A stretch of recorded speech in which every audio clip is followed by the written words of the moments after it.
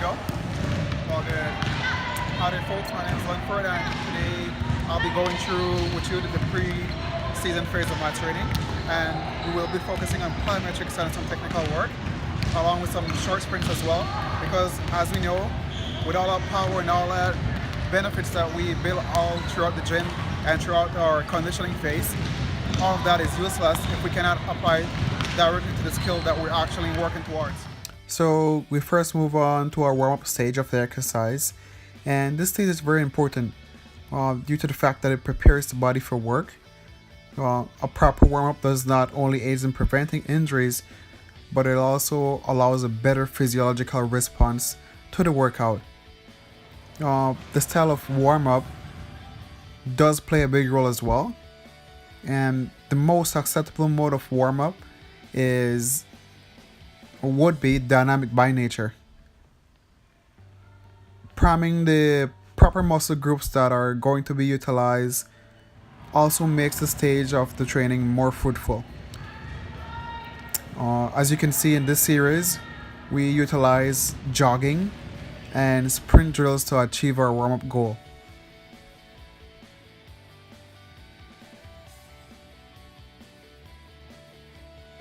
So sprint drills does not only stretch out the muscles, but it also reinforces technique, and the drills are actually a breakdown of the running motion. Doing these drills makes the whole motion of running more complete. A couple things to remember whenever doing sprint drills is: 1, each drill must be done either 2 to 3 times over a distance of 20 to 25 meters. 2, the force being directed should be able to propel you forward.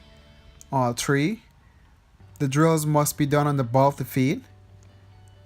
4, always stand tall and erect, because maintaining a neutral spine is very important. As in relation to pace or tempo, the drills must be done as fast as possible, but never sacrifice speed for technique. If technique is a little bit faulty, start off slow and build your way up to a proper pace.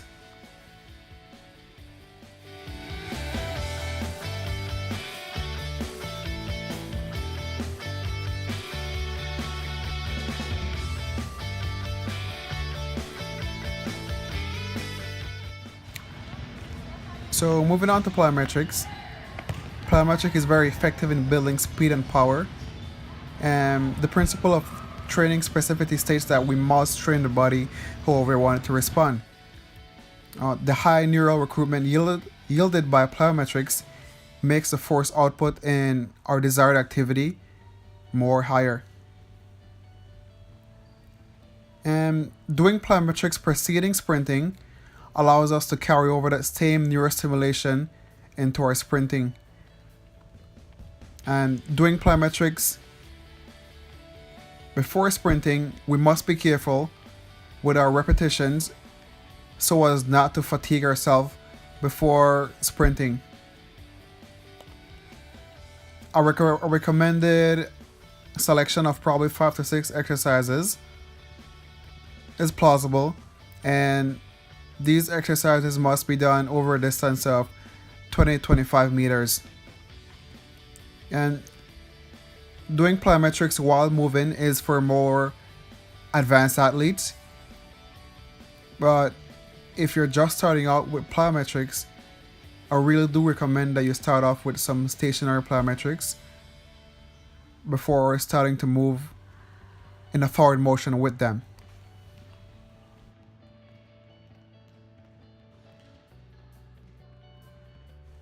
I know you haven't seen me drinking water throughout the session, which I did, but the reason why you haven't seen me is due to the fact that these clips being taken is actually an excerpt of the whole session.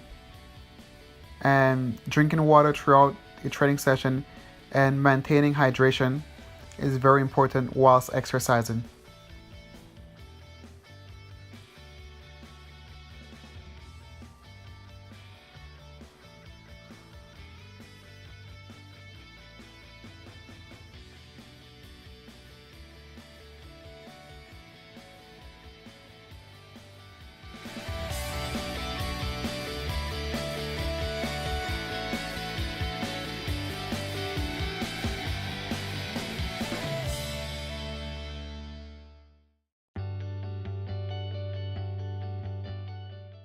So sprint repeats are very specific to a sprinter's needs.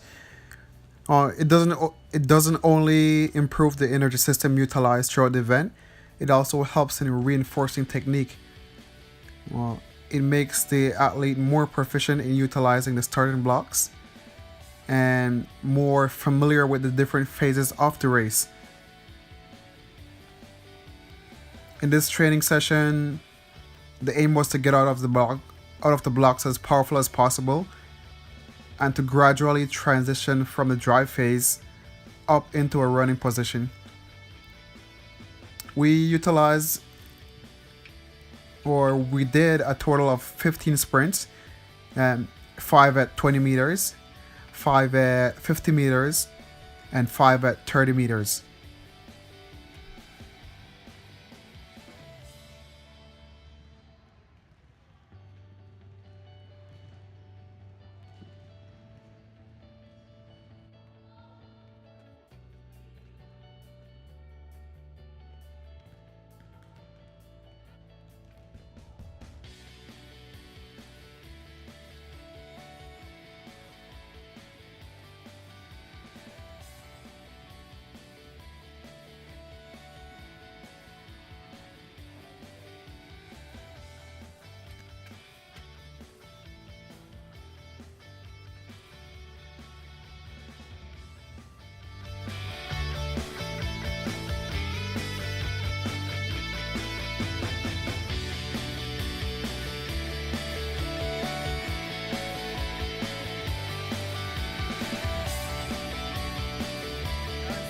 That concludes our training for today. And a very important aspect of our training is cool down, and it's very important to bring back the body to a state of rest. Proper cool down techniques aids in recuperation by increasing blood flow to the damaged tissues, and providing them with fresh nutrients. And it also flushes out the waste products that were produced while training, bringing back the body down to a state of rest makes the training issued to the body better received. As you can see in this video, the cool-on techniques I utilize the foam rolling, which is one of my favorites, and I also utilize the stationary bike.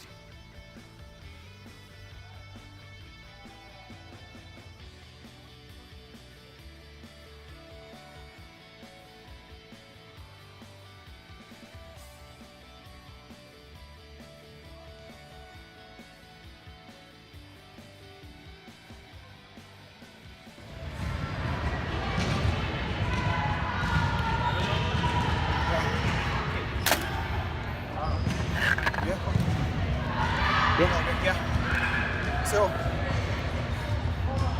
an important part of training that we must not forget is that we must have the tools needed to accomplish whatever we want to accomplish.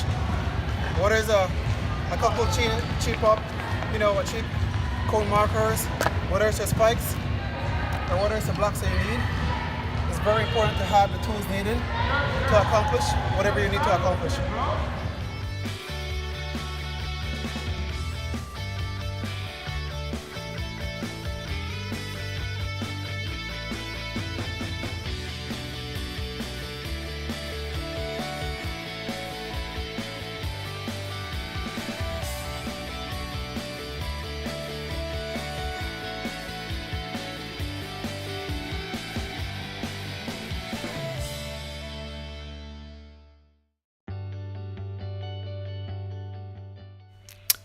After my track session today, I had a 2-hour break in between and head off straight to the gym.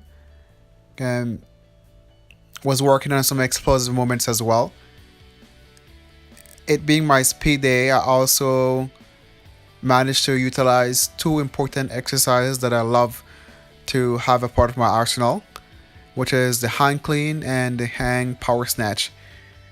And these exercises are very helpful in building speed and power as well.